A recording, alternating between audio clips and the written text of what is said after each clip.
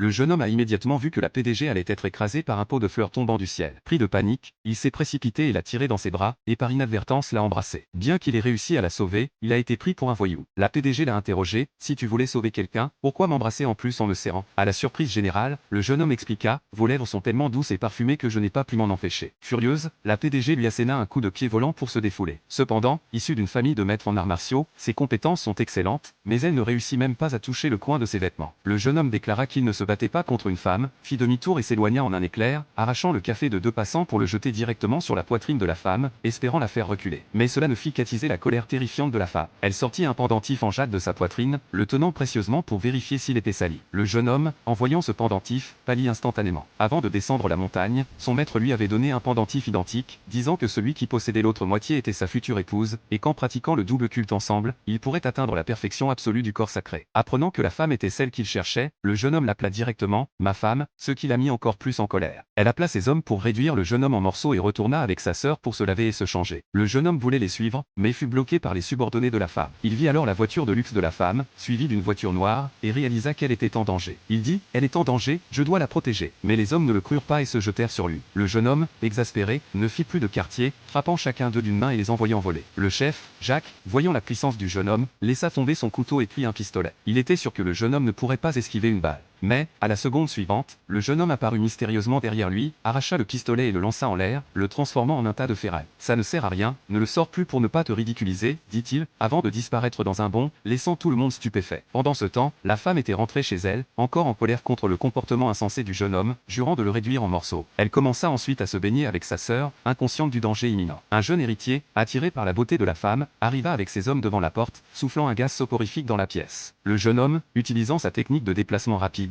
se retrouva séparé. Il activa son œil divin pour repérer la position exacte de sa femme et se précipita à toute vitesse. À ce moment-là, les deux sœurs avaient fini leur bain et étaient dans le salon. Bientôt, la sœur commença à se sentir étourdie et s'évanouit. La femme, horrifiée, réalisa qu'un gaz avait été soufflé et se dirigea pour vérifier. Le jeune héritier et ses hommes firent irruption dans la pièce. La femme le traita immédiatement de débauché, mais le jeune héritier, loin d'être honteux, en était fier. Voyant sa belle-sœur allongée, il devint encore plus excité, proférant des insultes obscènes. Furieuse, la femme lança une épingle à cheveux pour se défendre, mais sous l'effet du gaz, elle arriva trop tard. Le jeune héritier, surpris par sa capacité de combat, ordonna à ses hommes de l'attaquer en masse. La femme se défendit avec acharnement et tua l'un d'eux, mais deux poings ne peuvent pas résister à quatre mains. Bientôt, elle fut en grande difficulté et ses membres furent immobilisés. Le jeune héritier, ravi, s'apprêtait à l'insulter, quand soudain la porte s'ouvrit brusquement et le jeune homme arriva à temps.